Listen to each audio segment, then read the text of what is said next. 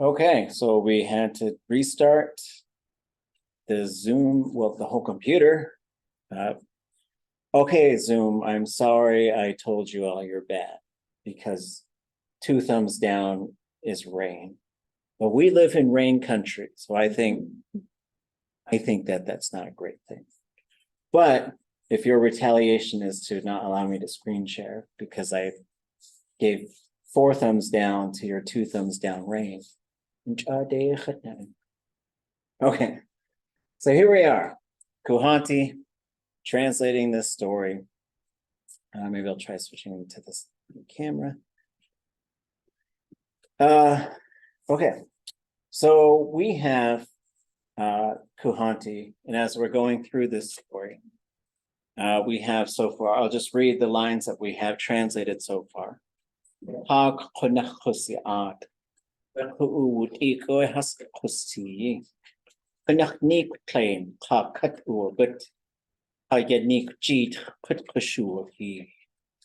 Yashad Katsku Sahan Yudlik Sak away to in the Katasaway the Nakaskout the Keed. Yashad Katsku Sahan Konachtushaan Kashitzak. Einachowat puts a tea. Yakashat the Hanich the Tushlaani a Dach Yawada Hawasaka Ich the Shi. A joy a tuta jiwatan. Away has to seek. I think that's where we left off. So we have the winter was very cold. The people's life was very difficult. A big sickness really came upon the people. I guess I'd say a really big sickness came upon the people. So if I take care of that. And the sickness caused the people to die out. This girl called Sahan, her family, all of them died off from her. This girl, Sahan, she's really kind and hardworking. Hardworking? She's a hardworking. Yes, she's ambitious. Hardworking.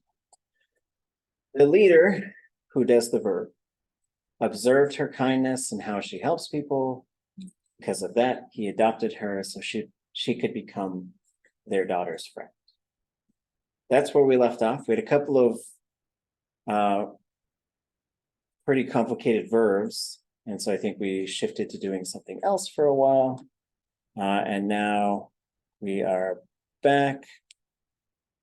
Should we move this into the ones we're making, or do we just work on our own? It's up to you. So as far as want to engage, what we'll do is we'll go through and then I'll upload a PDF of this one to our class webpage. And so you can take a look at that. Whatever you have doesn't have to be perfect. Whatever you have is your personal engagement with the story. Okay. So our approach here has been to identify the verbs, make them orange, and then to find everything except for the verb.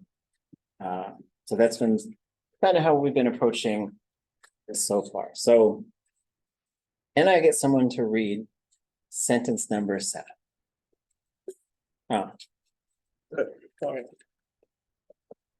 Ya Pashad de Hani to seek Sahan Tin Wugud Ya in Ya de Sheesh. Yakashad the honey to seek Sahantin Wugud Yahin Kayahte. Any verbs in there? Yeah, well, good. Okay. Is good the verb or is it the whole word? Gut is a verb root. Okay. So anything that so as we go further in the story, there'll be things that we just recognize. So anything that we recognize so far from this. Yeah, this leader. There's something that at first I thought that was black bear, but black bear doesn't have a high tone. Yeah, black bear would be It's the their daughter. yes. Their daughter.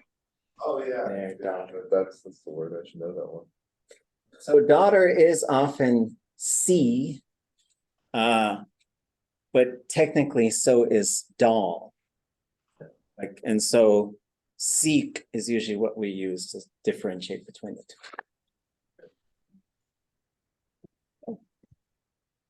Do we know what tin is? Okay, Took me a while to find it, but I found with. Yes.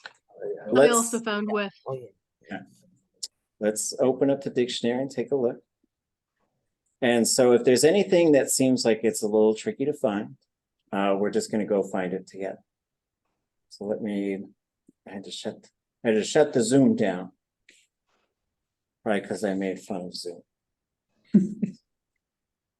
I may have learned my lesson, but I can't necessarily guarantee that. Is not a verb? Let's just take care of, we're gonna do one thing at a time. Yeah. So we're gonna go look for tin. So we'll open this dictionary. So everything that's not a verb, we can go into this. So we go to T, we go down. Just to refresh ourselves, can anybody tell me how the vowels are alphabetized in this dictionary? The other way, I don't know what that. like from A, O, U, it's U. But when we get into this, into the vowels, like if I say the A vowels. First short, then long, then high, short, then high, long. It's the first one. Short, Short and low, Short, low. short and high, long and low, long and high. Oh, there go the balloons again. I'm not gonna change it. We're just gonna have balloons every time. So we're gonna go, so we're in the E's. We're gonna go down. Now we're in the I's. So here's tin right here. The interesting thing with tin is it could be tin, tin, teen, teen, and een. I don't really have a formula on which one it's going to be. I do believe quite often een is used with people. I've seen tin and teen used with people. I do believe you're going to have the T if the word before it ends with a vowel. If it ends with a consonant, you might have the E. But I don't know. Someone needs to analyze that stuff to really get to the bottom. But just coming back to our story. So this is a case, and we're going to take a look at how these work in Tlingit. We'd say Sahan Tin, and when we So wouldn't it be this leader with their daughter? this leader's daughter with Sahan. So this is really interesting what Tlingit does, right? So even though in the sentence before, it says the leader is doing something, but now we get the leader's daughter doing something. And Tlingit just has different ways of sort of cueing us into that's what's going on. Yeah, to seek. That's sort of one thing. And that one thing is telling you who we're talking about. Sahan tin. And so this would be Sahan with. And when we switch it to English, we're just going to put it on the other side. Okay. Tlingit likes postpositions. English likes prepositions. What about this last part? Is water. Keen is river. Yes, in this case, it's river. Is it where It's also water, but I would say when you're dealing with stories and people going places, are going to be river. is it like where it begins, the river begins, Mouth of the river. No. or where it meets something else? Let's go look up Chayach. When I looked it up, I came up with something like towards the mouth of the boat. Yeah, towards is part I was very confused about that. I came up with edge. Ah. So we're going to go By mouth, I was assuming it was like into. Chayach. This is Chayach. So there are some things. So not only do you have like the with thing jumping to the other side of the word in terms of like how we're used to it working in English, we also have some different concepts. So first, let's start with Yah. So Yah does mean along the edge of something. So if you were to tell people, like, so as far as how English works and how Lingít works, hold on. Let me start a new, I lost my notes from earlier. Okay. So thinking in English, if I'm trying to say this without saying the thing, hold on. If there was a table and I wanted everybody to be sitting there, how would I say that in English? Does that make sense? Around the table? Yeah, so you would say around the table. So you'd say around the table. Right? Oops. So this is how it works in English. So if you were just to say, well, let me use that English concept and just translate it into Lingít, you'd probably say da, da, right? But in Lingít, that would be away from the table, like if there's a dog that was just running circles around the table. So if you want to say sit around the table, you would say nadak yach, and then you could say for that's your command, that's your verb for commanding multiple people to sit around the table. So what you're really saying is table edge sit. So this is where like prepositions and stuff, and we're going to start to look at these probably some tonight, but definitely on Thursday. How does direction and location work in Lingít? One is like how are they generally structured, and that's different than in English. And also sometimes you're going to have these concepts. So one of them is that an adak has yah, which is at the edge of it. Another thing, so there's these words that we have probably talked about, which is iq and niche. But I don't know how much we've talked about them. Let me check I got my tone correct on iq. There's also a Oops.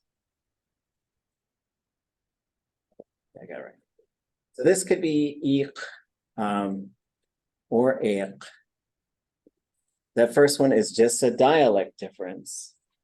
And so let me put this ampersand. What are these words talking about? Does anybody know these words? Beaches. Beaches. Can you say it? You just gotta have to say it. Don't raise your hand. Just say the thing. Okay. But this is not every beach in the world. What beach is it? It's a water beach, ocean beach. It's a saltwater, it's an ocean beach. Most beaches. So there is no, I don't care how big that lake is, Lake Superior, Tlein, Tlein, I don't care what lake it is. It does not have iq or niche. Do lakes, can they have beaches, or is it only oceans? In English, they can have, English does not separate the types of beaches, I don't think, right? You can beach at the I've ocean. always thought of the beach as just at the ocean, but then I grew up on the ocean, so See, this could be a thing for ocean people, and Lingít are ocean people. So for us, okay, the only niche is at the saltwater. There is no niche at a lake. There's no niche at a river. Instead, you would say ah, yach, and hin, yach. Okay, so now these are conceptual sort of things. We have to nest a whole different set of concepts into our brain, fully capable of doing. So you have ah, yach, hin, yach, you have iq and niche. So in this case, both iq and niche are talking about the saltwater ocean. Why would there be two words for them? Iq and eq are different because of dialects, but why would you have iq and eq and niche? it's one toward the beach and the other's just at the beach. Yes. That's correct. So you would use these ones. Well, actually, hold on. I forgot one. And there's also yan. So this one is towards, and this one is towards, and this one is at. But they're not, they don't really mean at. But start with this. You can only niche if you're on the niche. If you're on the beach, then you would say niche. What about these two? Ik and yan. Any guesses, or do you know? It's one toward the beach from land, the other toward the beach from the ocean. Yep. Which one? Ik would be from land, yan would be from the ocean.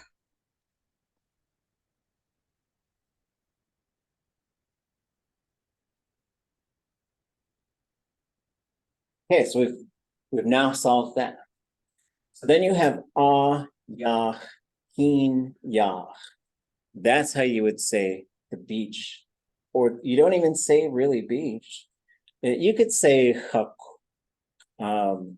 which is, this is a noun, and this is one of two things. It's a sandbar or it's a sandy beach. That's not on the ocean. Okay. So then that leaves us with this: to the edge of the lake, to the edge of the river. That's how Lingi. What would a rocky beach be? A rocky beach would be, it could be Chatei niche. That would work. Like rough beach or something like that? Rocky. Rocky? So this is how you say rocky. Oh, yeah, It means it has rocks.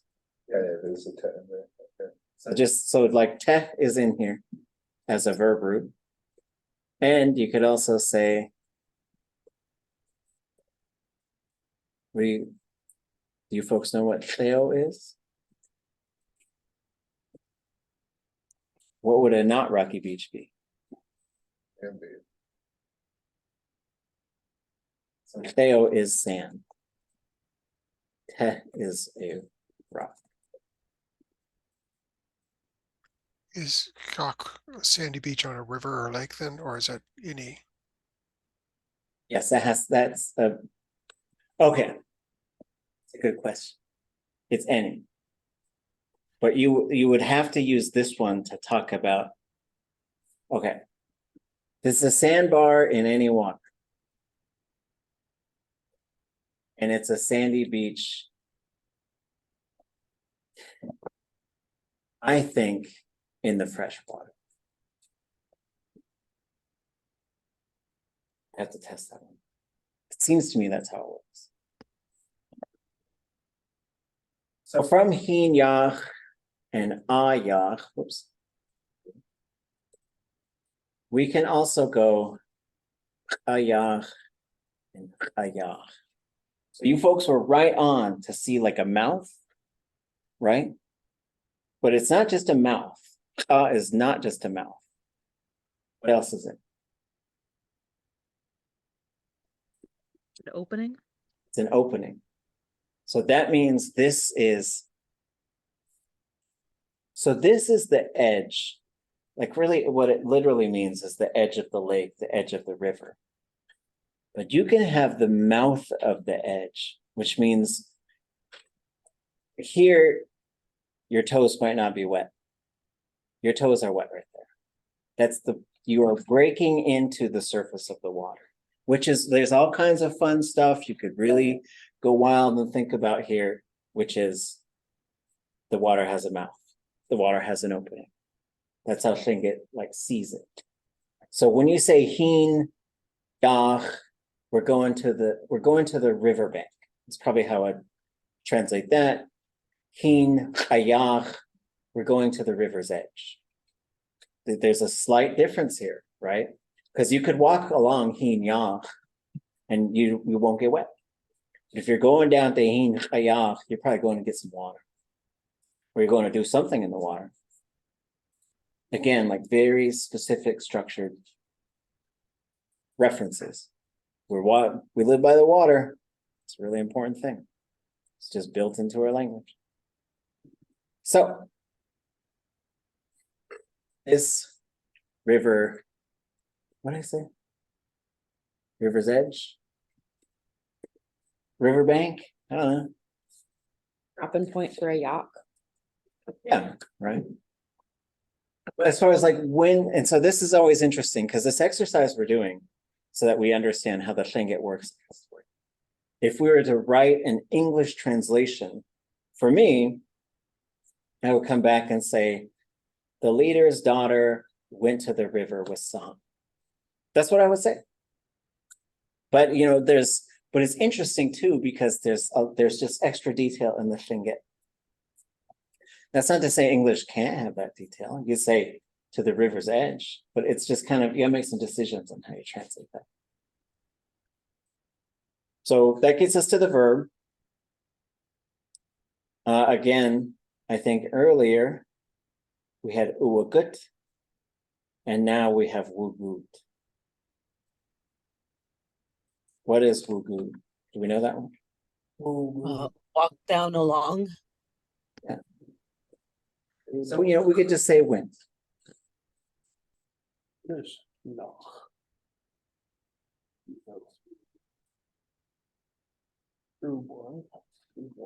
No, you're looking at. Oh. You talked about the train. Yeah. That's, we talked this few classes ago, and there's like different, obviously people when they're counting different things. Oh, yeah. Einach is one person or alone. Yeah. We had a question about Einach, so we got that. I remember now. Okay, any questions about that sentence?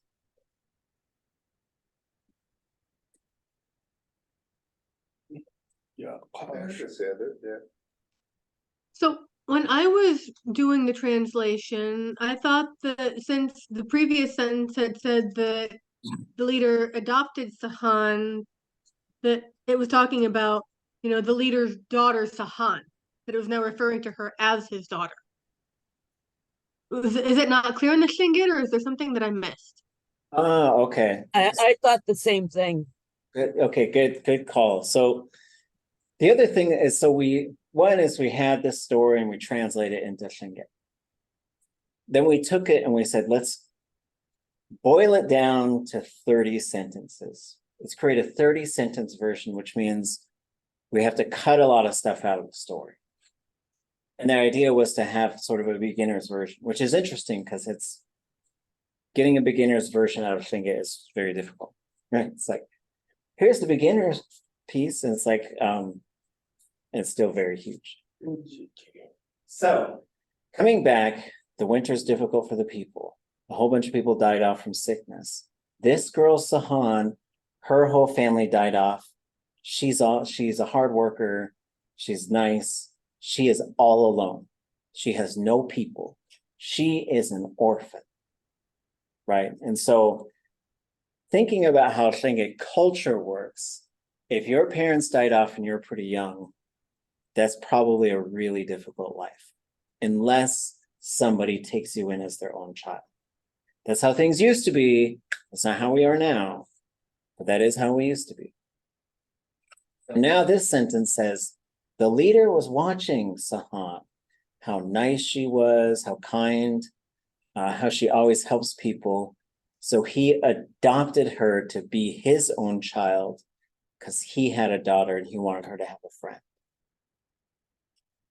That information is in there, but it also uses tons of third-person things, and it's when you think about how Lingít works, in Lingít it makes sense, right? There's just a string that you follow that English wants you to really point out a lot of specifics in there. So now she has become the adopted daughter of the leader, and with the leader's daughter, they are going to the river. There's a lot of moving pieces. Like Lingít oratory is very, it has a lot to it. Yes. Thank you for asking for clarification. Okay, so these two girls are going to the river. Sahan and now her sister. Right?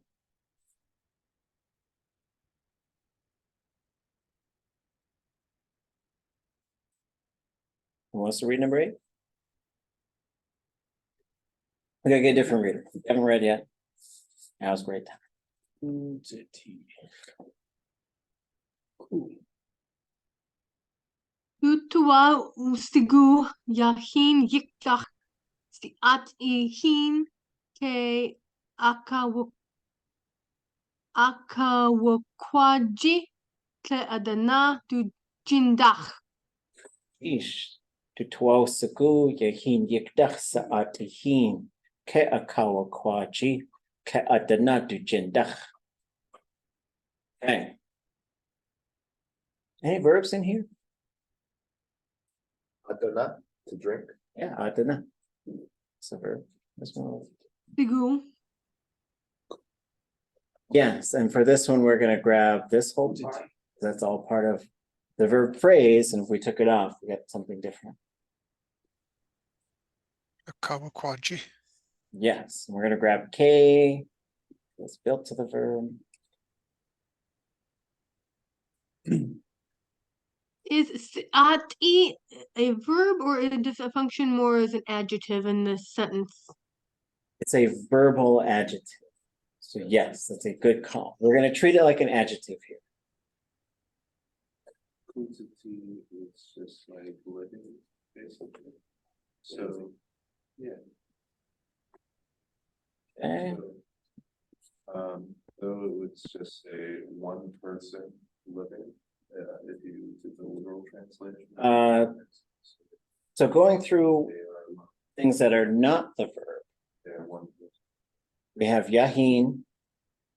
We're gonna get yikdach, which we might have to spend a little bit of time on. So when it says yahin, what is it talking about? River. It's water. The river. The river. Yeah. Let's just take a look at yikdach. Anybody know what we've got here? Yik only got dach. Yes, we have yik and yikdach. There's two of them. And Those are two different things. dach is from, is yik inside No, it has to be. inside Yes. a box? So we are just getting like this shows us like this. I think it's really fun to teach and to learn because I think we are ready for direction and locational terms because we're running into them, right? We just spent a lot of time with yach and chayach. Here we have chayach de, which is technically like 3 things. Here we have 2 things. So from yik.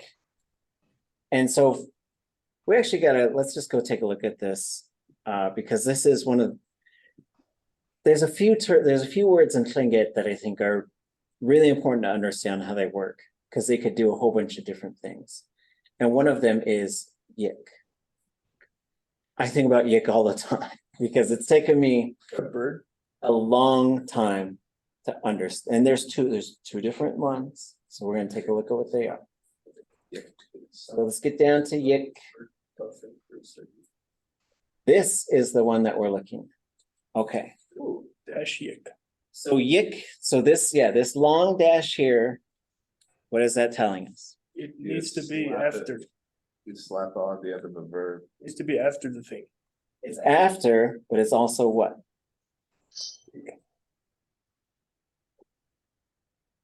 So there's a difference It here. has to be owned.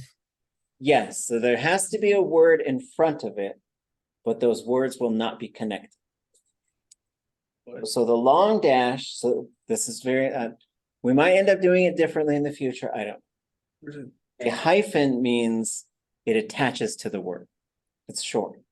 A little bit longer is the end dash, which means it needs to belong to something, but it also stays its own word. It's like, I'm with you on my own word, pal. My own word. Okay. So this is what I like to call a relational base, because I tried to use these terms to say it's relational because it needs to it has another noun it relates to, and it's a base because it can also take it could take a suffix. In this case, dach. So yik is in. But what is it in? These are all of the things. It's in a shallow, concave landform or object, open to the above. Yik is in a forest. Yik is in a valley. It's in a tree or the forest. You say, as yikt wujjakak, yik. That raven, why am I doing balloons again? That raven landed in a tree.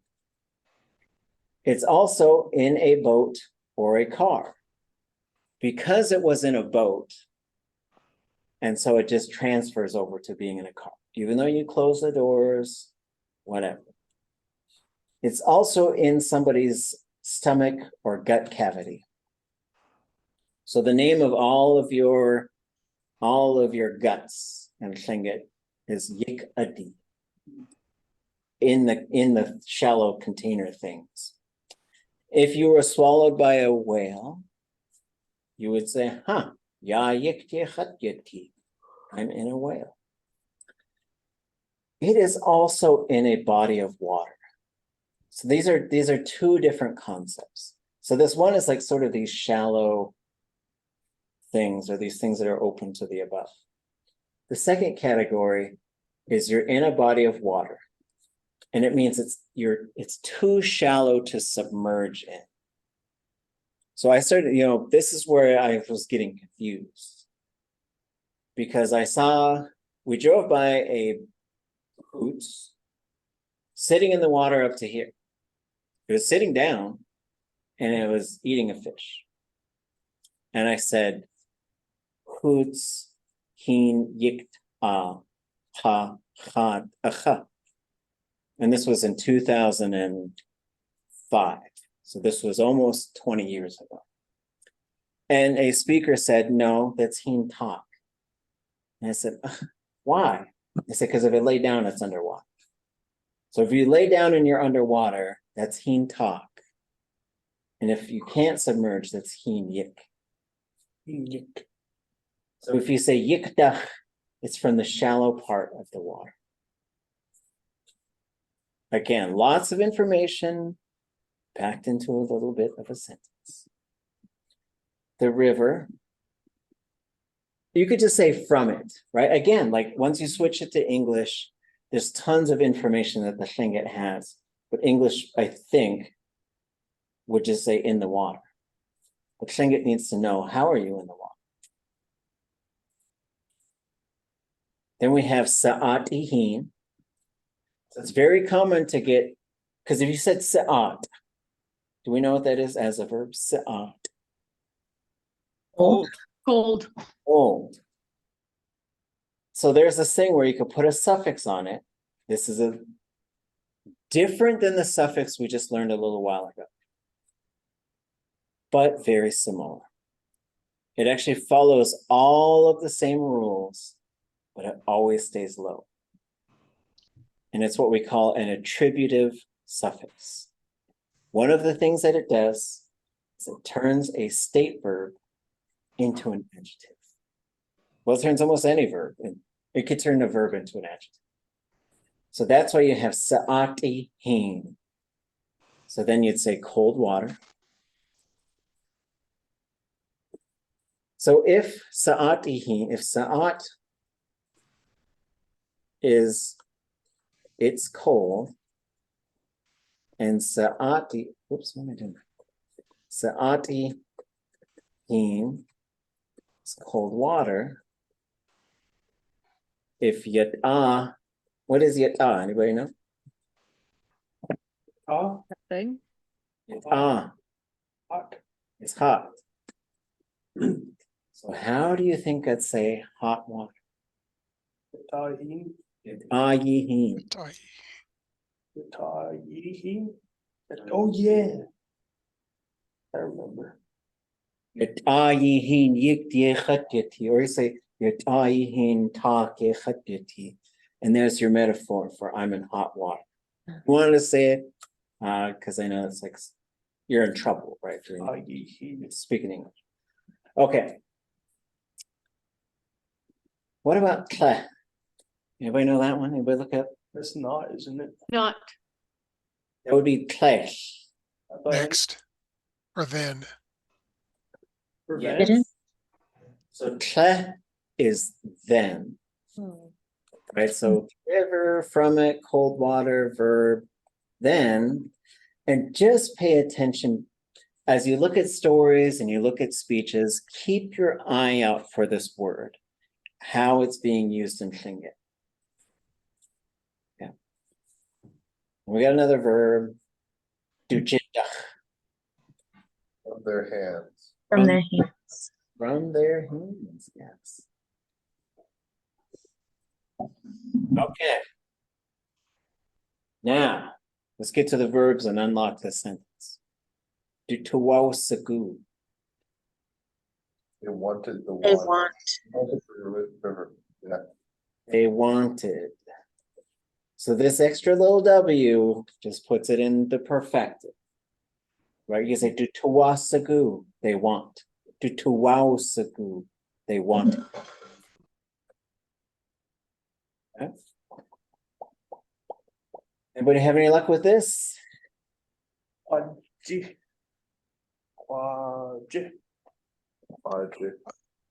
I Came up came with- up with root meaning carried and a whole lot of other pieces that I didn't quite understand. Yeah, And then I laughed had about like a how run. many ways there were to say carried in Lingít. And does that have hand? Kind of. J-I at the end. No. But what you have, so oops, this is this. Yeah, I got like go through. Okay. So what you have is you're attaching a suffix here, which is turning quach into quaji. So that is something that's happening. Voice to see. So K akawa quach is what we're looking for. And so for this, like, let's go into the verb dictionary.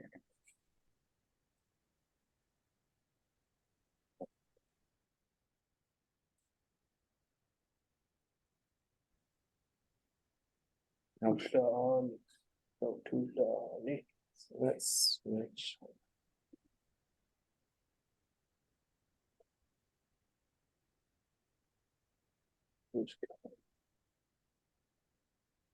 Okay, so we're gonna go look for quanch and see what we find. It's KW. This is what we have. And so this is a pretty advanced concept. So we had a whole bunch of carrying verbs, and one of them is to carry something in your cupped hands. So Lingít has a verb for that, right? So you say ke akawa kwaji. Fender. We just, let's see. Let me show you folks one other resource too. That I think we talked about the other day. Let me open.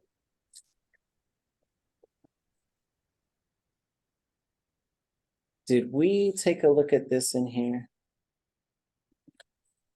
Okay. So here's a reformatted version of the typed up Lear verb notes. And it does have a table of contents. So we can go down to KW and then KWA. And we'll just scroll down and we get awaquach and alchaquach to carry things in your cupped hands. So now we sort of roughly know what that verb is. We go back into here, akawaquachi, and this, I believe that this other ka is the difference between cupping on one hand and cupping in both hands. How are we going to translate? So. And. Nope, nope. The K is He wanted to get to drink some water from the river. we haven't gotten to the drink part. We're still in this kea kawaquaji, Okay. which we have to get in there. They wanted To to, scoop. Again? okay, hold on. Yeah. There's also the, Yeah, wanted to okay. go. They wanted to scoop cold water up in their river, right? Then we got Adana, which is I don't know. They drink. They drunk. They are. and drink it from their hands, right? So like it just in terms of like moving from one language to the other, lots and lots of moving parts here, right? And so sometimes we got to go in these little chunks and then we might have to rearrange it a little bit. So it makes sense in the translation. I had a They, question. uh-huh. Sorry, the Kuhaantí, the K. When I looked up the verb, it had a na preverb, which made it hard for me to figure out which version of it. So na preverb, that can be K or other things. Yeah, okay, so this might be, okay, this will be how we end tonight. And let me find the right chapter. Is K because it's scooping up? K is upwards, yes, so it means to lift it up, okay? So we were talking tonight about a number of different things. So we were talking about some direction and location terms. We're talking about some verbs. We're talking about how Lingít sees things sometimes differently than English does. And now we have handling verbs. So we're just going to get right into it with handling verbs in Lingít. So a handling verb is what we talk about to carry something. And these are some of the most complicated conceptually things. These are some of the most conceptually complicated things in Lingít, I think. And here's the reason why. Because we have about 20 different ways to talk about carrying something, and it all depends on what type of thing it is. So here we have the verb root, whether or not there's a prefix on there, what the classifier is, a command for an example, a translation, and then what is the classification system? Compact object, complex object, round object, and so on. So the first one is we have 20 different verbs for carrying things because they're usually talking about, well, they are all talking about how you carry it. A compact thing, it doesn't use grab it and carry it. A complex thing means you gotta think about how to carry that thing. Maybe it's a laptop, a phone, a belt, a chair. You just gotta think about how you carry it. Round things, hoop-like things, rope-like things. And when you get into ropes, are you grabbing like the plug-in part of an extension cord and dragging it? Are you picking up a coiled rope and carrying it? Or are you scooping up a bunch of uncoiled rope? Because it's going to tell you that in the verb itself. Then you also have empty things, which again, you could just grab, you got an empty bucket, you could just grab it. That bucket's full, you got to carry it differently because it might spill. Stick-like things, long stick-like things. There's also complicated stick-like things, living things, dead or sleeping things, usually just sleeping babies. Fabric, stacks of fabric. Here's quetch, and we have kukwetch, so things in your cupped hands, plural things, baggage and personal belongings, all the things of one type, and something that makes usually several trips, takes several trips. Where is this? This is in Hausane Chayut Atungi on page 145. 145. So one is you have this whole, you got to know which type of verb you're talking about. So for example, hand me this cup with things in it. Achchitsa in. Hand me that rock. Achit te. Hand me your phone. Achit te. So you've got to know what kind of verb it is. That's complication number one. Complication number two is these are all motion verbs. What does that mean for motion verbs? Oops, there go the balloons again. Keep letting go of the balloons. For motion verbs, here's the thing. Is every verb, when we look it up, like let's switch to the dictionary for a second. So when we switch to the dictionary, we're going to look up goot as a motion verb. Okay, so we're going to go down to the G's. We're going to scroll on down to goot. And here's the second part that's complicated with motion verbs. One second. Okay. So a motion verb. So if you look at this verb, let's just grab this one. Here's tuasagu, right? When we look up tuasagu, this says g state verb. That means this is a g conjugation verb. There are 4 conjugation types. They are associated with verbs. With motion verbs, they are a little bit different. The way that they are different is this. A motion verb can change the conjugation type depending on the motion. So if right before it you see de or dach or nach, that will be na conjugation.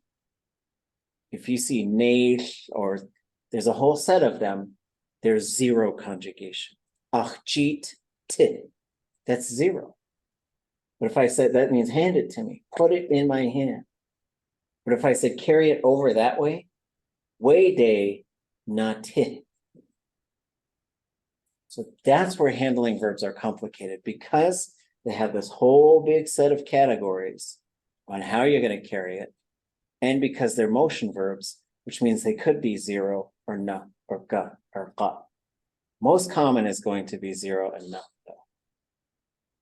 That's a complicated thing. Okay. On 145, where it says Achit tan we kuka, it says NP. It's a typo. Empty container. NP. Empty container. Okay. So this is our first.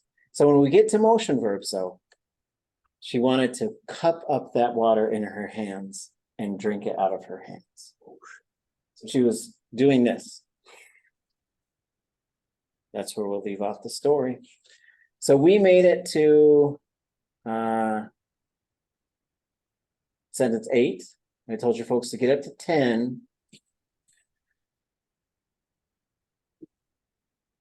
So we'll maybe get to 13 or 14. We'll see how we do. But we'll just keep cruising along. So on your own, try to get up to about sentence 15 or so. We'll see how we'll probably we had a bit of a delayed start. We had some technology issues, and we also did a check-in today. So for Thursday, just keep focusing on this.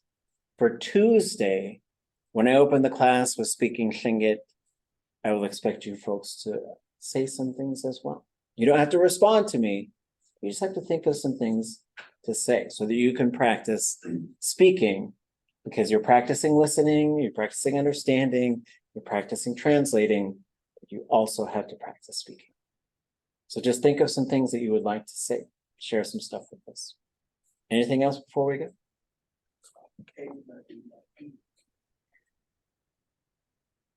If I'm asking somebody to have a good evening, can I do that in Tlinket, or does or does the command verb of that not really work? Like, could I be like, Ijiwu Yike Hana, or something like that? Or would that just not work? Okay, here's how I've heard speakers say stuff like that. Right. Let's say Yeah. something like that. Sagu iin ye. Sagu iin yinqati. How do we think that translates? Well, you have the T there, which is the state of being, or something like that. It could be all sorts of things, but it usually has to do with like somebody being something. The ga suggests that it's like a future thing. Kind of. It's different. Yeah, it's not a future. It's You're in the right thought area. it has to do with like placement, time, or whatever. Okay. It kind of, yeah. Like becoming? Sagu, it's basically just like a short version of Sagu, you know, which has to do with like wanting something, kind of. Well, the tuwa sagu. If you just have sagu Oh, on its own, sagu is happy. yeah, yeah. All right. Sagu is a noun. So happy. It is joy. Happy you. Happy with you. You will be, maybe. May it be. Let it be. Let it be. Yeah, Let joy be with you. let joy be with you. So you end up with hortative types of things when you're wishing, because like really when you say something in English like have a good night, you're saying the long form would be I hope your night is good. Right? Is really what you're saying, right? It's not like a command, like you better have a good night, right? You're just saying like have a good one. So is that how it would sound if you tried to do something like positive in a command form? Yes. So and let's say Have a good night. That might be useful to know on its own, just because that'd be funny to say, you know. I don't know. H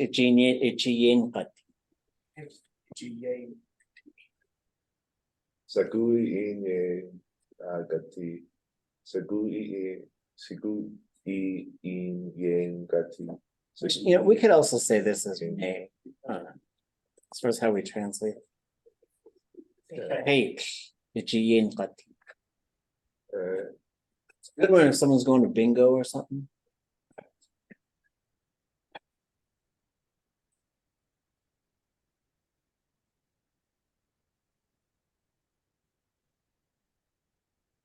Yeah, I'm gonna use those like every day now. Yeah, those are good things, good phrases. Okay. Kahit iji yinqati. Sagu iim yinqati. Ewush gachtus. Cheesh. Tlein gonna sheesh. Sheesh. Gonna sheesh.